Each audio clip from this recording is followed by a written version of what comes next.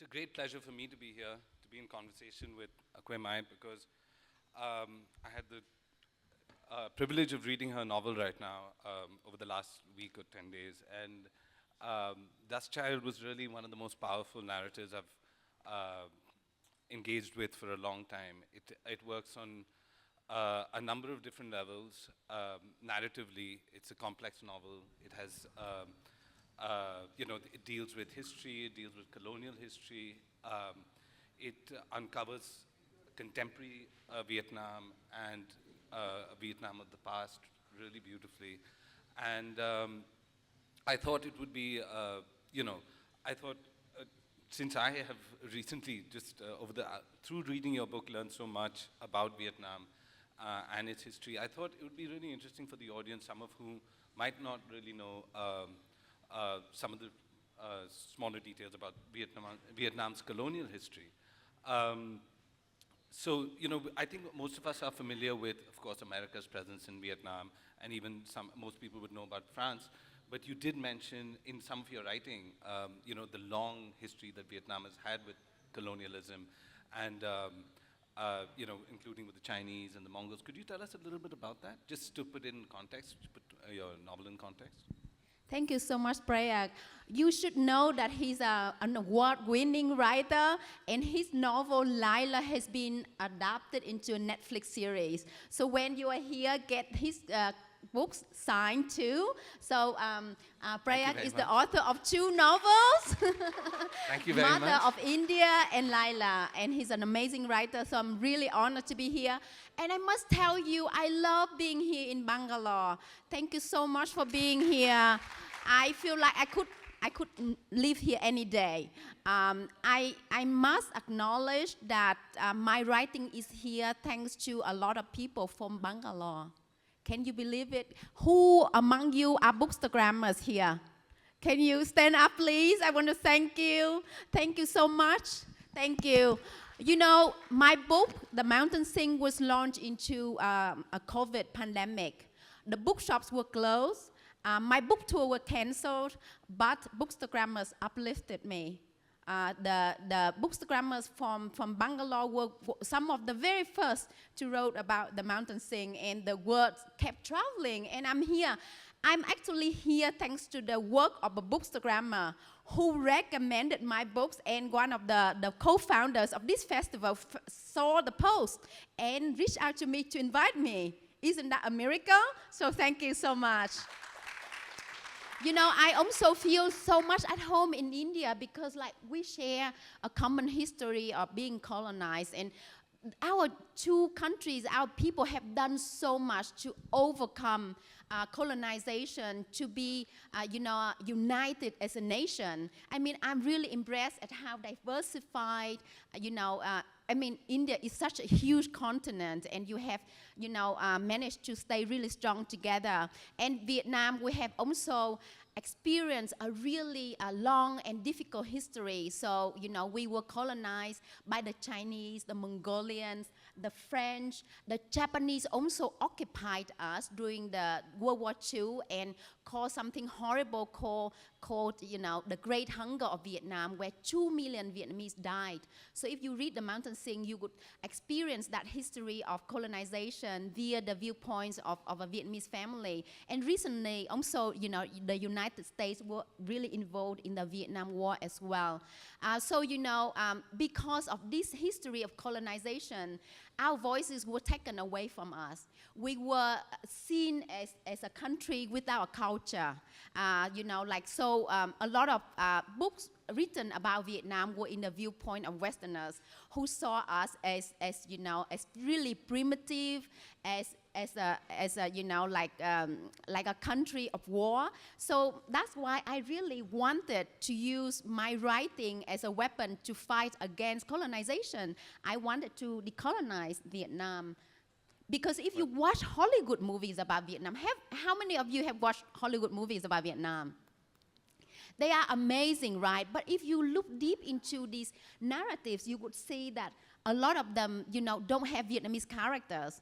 You know, they are told by the Western perspective, so we have a lot of work to do still. Yeah, absolutely. I wanted to ask you about that actually, because you've written and spoken very eloquently about your work, your mission to kind of decolonize Vietnamese literature. And there's the problematic sort of Hollywood representations, which you just mentioned. In your book, you spend a lot of time looking at how the language itself has been colonized, you know, in terms of the speech symbols that we use, like diacritics and things like that, how pronunciations are flattened in a Romanized script. Yes. And, you know, it was really interesting to us because we also, you know, in India, have this kind of, you know, this kind of flattening of our own languages in this, because we have colonial history ourselves. And I was very interested to know how you are kind of going about reclaiming your language in a sense. Of course, there's the reclaiming of the stories, which you do beautifully in Dust Child, and we'll come to that. But even language, at that level, you know, the mission that you have, could you tell us about that? You know, through my career as a writer, I learned that there's so much power in language.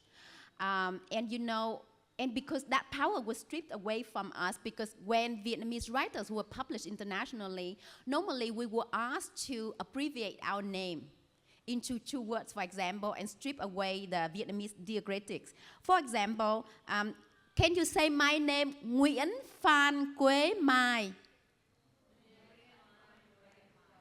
Wow, you sound like Vietnamese. Thank you. So it's a long name, right? I mean, if I wanted to sell more books, I could have asked, you know, I could have conformed to the Western publishing standard and have my name abbreviated to My Nguyen, right? Then you could remember me. But Nguyen Phan Quế Mai is very long. But I decided to keep my name in the authentic way because otherwise I could misspell my name. So for example, my parents named me Quế. Can you say Quế? Quế means cinnamon. So you can see the head and the sac. So Quế means cinnamon. Can you say Quế? Wow, you're amazing. Okay, you need to have to pass the test of Vietnamese language after this. But if I conform to the Western publishing standard, my name would become Que. Can you say Que? Que means a stick. So from cinnamon, I would be reduced to a stick, which is not very nice. So that's why all of the names of my characters, you know, have diacritics. So for example, in the book, Dust Child, I have an American visa officer who's interviewing this character whose name is Nguyen Tấn Phong. Can you say Nguyen Tấn Phong? Wow, you're so good. Nguyen Tấn Phong means a strength from thousands gusts of wind. So Tấn means power or strength or, you know. So then the American visa officer flattened the name. So the name became Nguyen Tan Phong. Can you say Nguyen Tan Phong? Nguyen Tan Phong means a dissolved gust of wind. So from Tấn, which means power, the name becomes Tan, which means dissolved. You see? So it's so important, just like the languages in India, you know, you need to respect the tonal marks, the color and the complexity. So that's why I decided, I said I didn't care about the sale of the books. But I want the reader, anyone who reads my book, to appreciate Vietnamese culture, Vietnamese language. And I think that's all of us should do, you know, show more appreciation of the diversity of cultures around the world. And if you read sometimes, you know, like the comments on Amazon, and some readers, they say, oh, the names are so difficult to remember. I wish the author would give Western names to these Vietnamese characters. Sounds like an American soldier. So, Dust Child itself is, you know, it's this very beautiful, very sad and haunting novel. But I wanted to start with a question about structure, which I think is a kind of an authorial question, but it has this unusual structure. It tells these the three principal characters. You have Dan, you have Quang, Trang, and of course Phan, the Dust Child himself. Could you tell us about these three characters? So for people who haven't read the book, and also why you chose that kind of structure to tell this story. How you came to arrive at that structure. So the name Dust Child, the novel Dust Child is about Amerasian children or mixed race children born out of the Vietnam War as a result of relationships between American soldiers and Vietnamese women. And in Vietnamese, we call them bụi đời, the dust of life. And with this book, I wanted to say that, these mixed race children, the ones who are the children of war, they deserve empathy, they deserve love, they deserve respect. Just like, and the title Dust Child also is inspired by a song in Vietnamese by our well-known song composer Trịnh Công Sơn. He wrote this song. Hạt bụi nào hóa kiếp thân tôi, để một mai tôi về làm cát bụi. So I only sing to foreign audiences. Normally, I don't sing when I do events in Vietnam because people know I'm not a good singer, but I love to sing. So this song says, which grain of dust turns into my life so that one day I would return to the dust. I think it's very similar to the philosophy of It sounds like something from the Bhagavad Gita or something like that. Right, Yeah, and there's similarities in our culture, and I just love that. So I wanted to say about the value of human compassion in this book as well, because we all will return to dust, and what we leave, behind with our work and our compassion, with our love. So this book is built on the pillar of three different characters. One is a black Vietnamese, who was abandoned at birth. Under a tree, and who doesn't know who his parents are.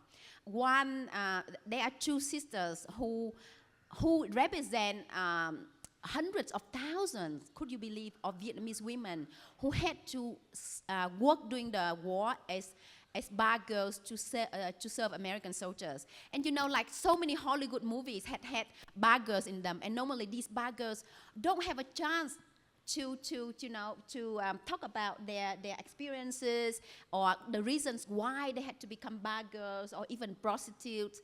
And I wanted to document their humanity and their complexity. And also I have a third character who's an American war veteran. Can you believe that I had the courage to write in the voice of a white man? But so many American men had assumed the voices of Vietnamese women. So I said, why don't I do the reverse? I had a lot of fun doing that. But actually, I couldn't have written the voice of this white American without the years of my work volunteering to translate for American veterans who had returned to Vietnam. So, this experience is really inspired my character Dan. So I love to read, suspenseful stories. That's why I created three different types of narratives with different, historical timelines. So when I write, I want to be sleepless, which is very bad. But, I think I want to be compelled. So every day when I sit down as a writer, I want to be compelled by the book. I don't know what happened. So actually, I wanted to have these characters, and I wanted to build a suspenseful story. But when I started writing Dust Child or The Mountain Sing, I did not know the ending. So the ending totally shocked me. I was screaming, what happened? So, when you reach the ending of Dust Child or The Mountain Sing, I hope you will be shocked, because I was shocked. I was totally shocked. I did not know that it would happen this way. But I think for me, that's the magic of creative writing, because that's the power of the imagination. It can lead you to many unexpected places. I was also surprised, actually, by the end. It's a beautiful ending. So one of the things again about these three characters, your three principal characters, um, I think it's easy, not easy, but you can kind of imagine an American veteran returning to Vietnam in a certain context.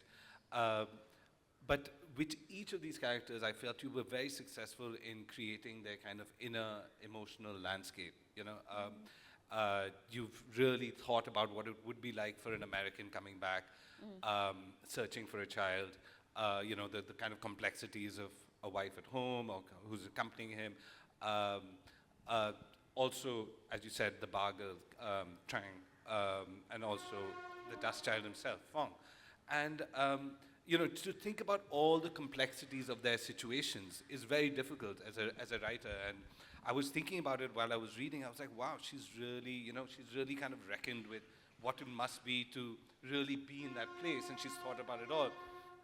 And then when I was reading your afterword, at the end of the book, when I was done reading, I came across a section where you talked about all the research you've gone into, all the work you've done with Amerasian families who are searching for their children. So could you tell us a bit about that? Because the book does read almost, well, not like nonfiction, but there's a lot of very kind of deep emotional investigation that happens that, it was very impressive when I was reading it. So could you tell us about the research that you put in? Thank you so much. Actually, Dust Child took me 7 years to research and to write. And because like the Vietnamese history is so complex, and there are so many ethical implications of people who want to search for their family members or not. So I wanted to be, as a writer, I want to be ethical. I wanted to do the best that I could. And, I think I wanted to document the complexity of each character because I witnessed that in real life. I wrote these books with the stories, with the tears of so many people. I can tell you one story, This is an article I wrote on Tuổi Trẻ, the national newspaper of Vietnam. I was working as a journalist at that time, writing for Vietnamese newspapers. And I was interviewing American veterans who had fought in Vietnam during the war. And after, more than 50 years, they were returning to Vietnam. They were returning to Vietnam because they wanted to look for the children they once abandoned. And these men, they had been on international media, Vietnamese newspapers, Vietnamese TV, but they had no hope. And I interviewed those who, one of them told me after Vietnam, he became so traumatized that he was unable to work or live a normal life. He was homeless on the street. And his name is Alan. So Alan, this American veteran, who was homeless for more than 40 years. And he told me that during those 40 years, during those cold winter nights, when he was trying to sleep, he would close his eyes and he saw his former Vietnamese girlfriend, whose name was Kim. Kim was running after him and said, "Alan, this is your child." And he said no. He walked away. And he told me that during those sleepless nights, he felt so guilty and he wanted to find his child. So he reached out, I was speaking with him. So I documented, the stories of people like him, veterans like him, who had been back to Vietnam or trying to search for his loved ones. How many of you here believe in miracles? Raise your hands. Only a third. I hope more of you believe in miracle because I witnessed miracle in this. When I wrote this, when I published this essay, so many people reached out to me. And there was one woman, after 3 weeks, she wrote to me with her 2 phone numbers. And she said, "Quế Mai, please call me. I might know someone who might know someone who might know one of the veterans in your essays." And I called her, and after speaking with her for 15 minutes, she told me, "Quế Mai, I'm a woman in your essay." And that's her here on the left-hand side. I united the couple after 46 years with this article. And it was not a normal article, because I think you have to appeal to something really human because I asked the veteran to write a letter to her. I asked him, you have been back to Vietnam, maybe she doesn't want to see you. So please write a letter. Tell her why you walked away from her when she was heavily pregnant. And now why you have been spending your life saving to go back to Vietnam to look for her. And he wrote a very emotional letter, which I cried when I translated it. And this letter compelled her to reach out to me. And they were united for after 46 years. So this is the miracle of life, but also miracle of creative writing. That's a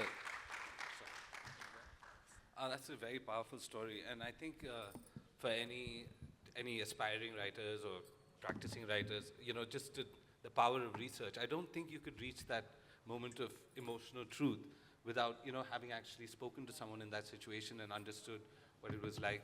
So yeah, I mean, it's really powerful on many levels.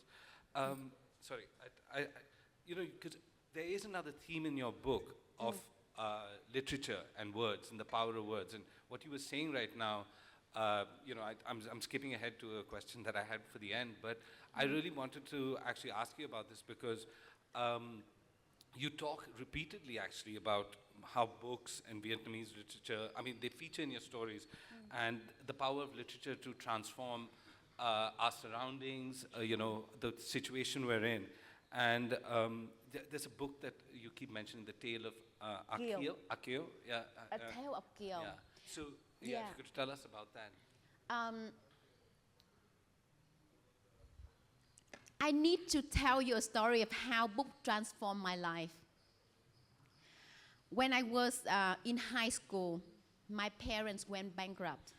They were cheated by someone whom they had trusted. So we lost all our money and my parents were in debt. So we had to sell our house. So my parents we had no money left for 2 years. My mother really, she tried to commit suicide. It was so terrible. We lost everything, and the debtors, they came to our house.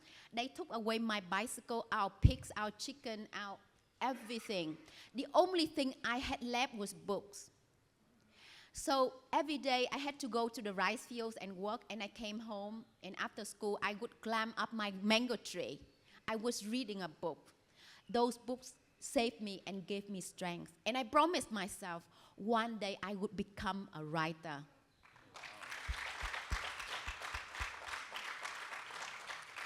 I kept this dream of being a writer alive when we had to leave behind a cemetery. So when we managed to sell our house, my parents didn't have any money. We still had owe people so much money. So they bought a pond and they filled it with land. Then they built a hut. And every day I had to walk through the cemetery to go to school, and I felt so ashamed.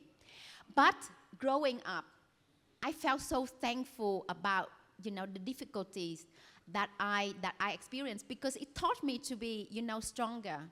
It taught me that you don't have to be ashamed of being poor, because as long as we have books, we are not poor. As long as we have books, we can live a very rich life. We have our imagination, we have our friends. I have so many friends here in Bangalore who did not know me, but who came to me via my books. And I feel so thankful. And and I wanted to convey that love for literature in my books. In Vietnam, we have the Tale of Kiều, Chuyện Kiều, which is, like an epic story of more than 3,000 verses. And when I was researching for the Mountain Sing, I was interviewing people. And one woman told me when she was 12 years old, Hanoi, the capital city, was bombed. So she had to flee Hanoi together with her, 6 years old sister, and her parents could not go with them. They had to stay behind to kind of work and defend the house. So this young girl, she had to go to a stranger's place in the mountains, and every night, to save herself and to save her sister, she read from memory the Tale of Gil. More than 3,000 verses, and this is a real life story. Every night, she remembered the Tale of Gil, and she read it to her sister to put her sister to sleep. So in my novel, Dust Child, this prostitute, this bar girl, gave her strength by reading the Tale of Gil, and she told fortunes with the Tale of Gil. So this is what we do in Vietnam. So the Tale of Gil is a very thick book. So before, if we wanted, we believe in fortune telling. So then we do a prayer with the book, and then we open a book by random, and then we read the passage and we can tell our fortune. So so if you read Dust Child and the Mountain Sing, you will encounter many writers of Vietnam, also proverbs. For example, I love proverbs because I'm sure in India there are a lot of proverbs. So what is your favorite proverb? I can't think right now. You can't think? Okay, so in Vietnam, like the older generation or even Vietnamese these days talk in proverbs, and I want to document that in my book because that's Vietnamese culture. So, my favorite proverb is trong cái rủi có cái may, good luck hides inside bad luck. How many of you believe in that? So true. Good luck hides inside bad luck. So when something bad happens, remember, something good will come out of it. And and when I was growing up, my two brothers and I were really naughty. Sometimes we caused a lot of trouble, and my father would get upset. But my mother would then quote a proverb, mưa dầm thấm lâu, soft and persistent rain penetrates the earth better than a storm. Isn't so wise? We should not get angry. We should be persistent as the rain. Soft and persistent rain penetrates the earth better than a storm. Thank you. We're kind of running out of time now. I can see that, and I had a lot more questions, but I do want to open this up to the audience. I think you ended that on a wonderful note on the power of words to console and keep us, and your book definitely has that power, both your books, and it's been a real pleasure talking to you. Yeah, questions, please.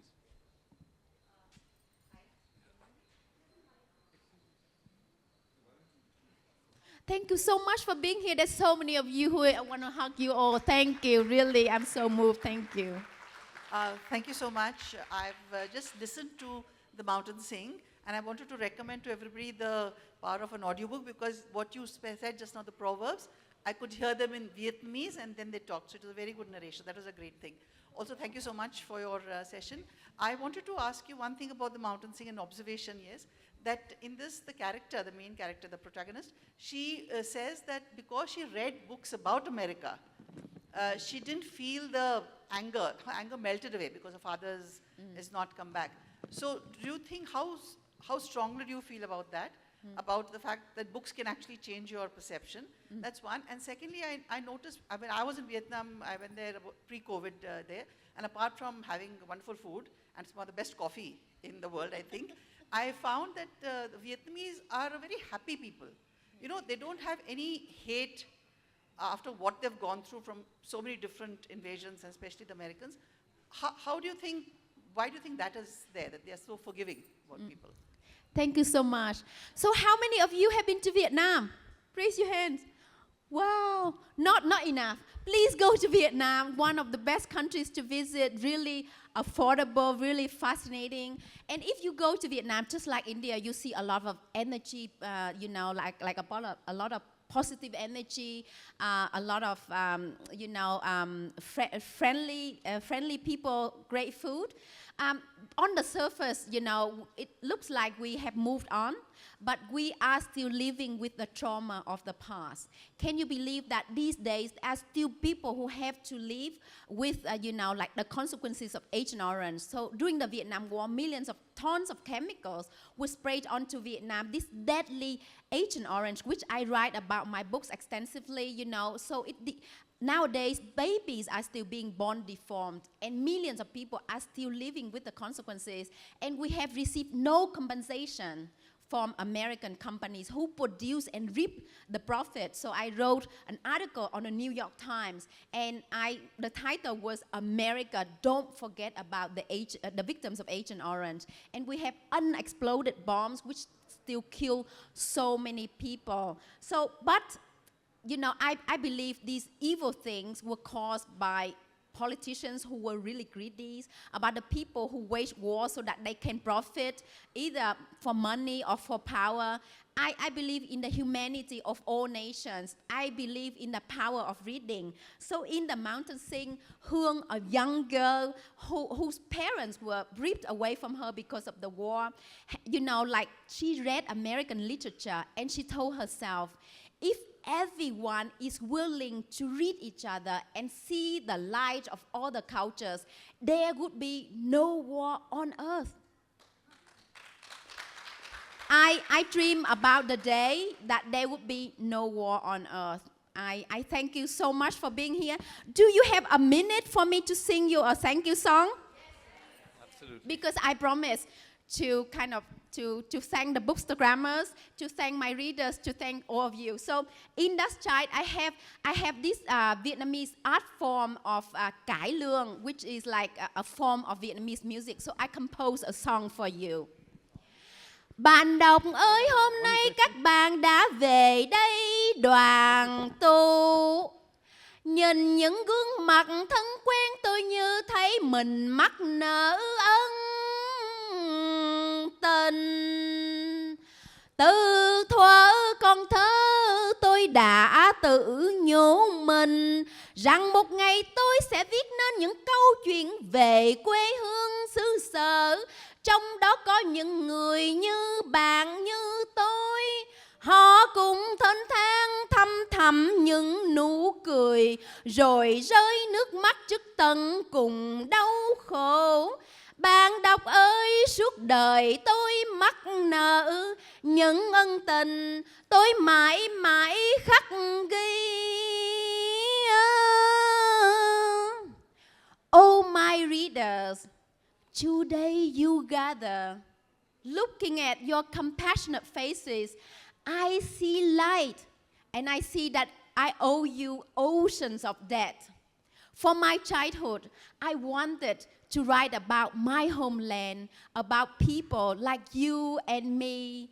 Our lives can be filled with laughter, but sorrow also brings us tears. Oh, my beloved readers, I owe you until the end of my life. Your compassion, I carry with me always. Thank you. Thank you so much.